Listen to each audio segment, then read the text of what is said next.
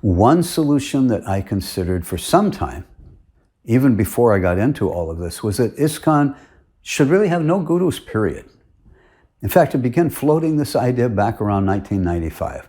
The managerial structure that Srila Prabhupada had set up for ISKCON was that the GBC was to be accepted as the ultimate authority, and accepting that system doesn't provide space for there to be any real or actual spiritual masters functioning within the same ashram. Actually, gurus by Shastric definition are to be the highest and ultimate authority for their disciples. They are to be the masters of their disciples and the master of the ashram where they function as guru.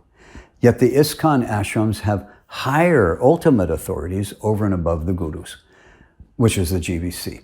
That creates nothing but friction and conflict.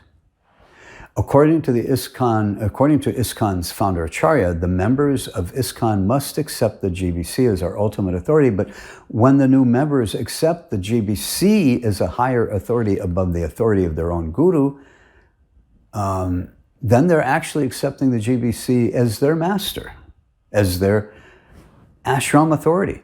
And as such, they're in violation of the scripture for not adhering to the scriptural principles that they must accept only their guru as their ultimate master. On the flip side, if they do accept their guru as their ultimate authority over and above that of the GBC, then they're in violation of Srila Prabhupada's order that ISKCON members must accept the GBC as the highest authority. Therefore, I concluded that there really wasn't any room for the real gurus within ISKCON. At that time, I thought, there should be no Rtvik representatives of Srila Prabhupada either, since Srila Prabhupada wasn't present to make that final decision to accept new disciples. As a result, I started floating the idea that there should be no gurus at all, not as part of the official ISKCON organization. Rather, my idea at that time was that those who wanted to take up the role of guru, they should do that in their own separate ashrams. And in their own separate ashrams, then they will become the master of that ashram. And their disciples can come, they and their disciples can come to ISKCON, to the ISKCON temples for Rtviks programs, giving classes. This way, those who wanted to be gurus, they can become real, actual gurus in their own separate ashrams. In their own ashrams, they will be the ultimate authority and master. And for those who accept them as their guru, they can accept that guru as their ultimate authority within that guru's ashram. This way, those who want to be guru, they can become real gurus. And for a number of years, I had promoted this as a solution to this issue. But by early 1999, I realized this was not a workable and sustainable solution at all. It would ultimately lead to the total dissolution of ISKCON as an organization. For starters, the idea was not based on any instructions given by Srila Prabhupada.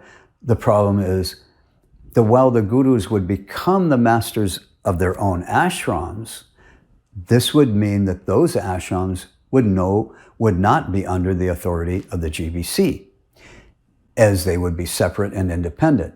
In the same way, in order for those gurus to act as the masters in their ashrams, those gurus themselves would no longer be under the authority of the GBC.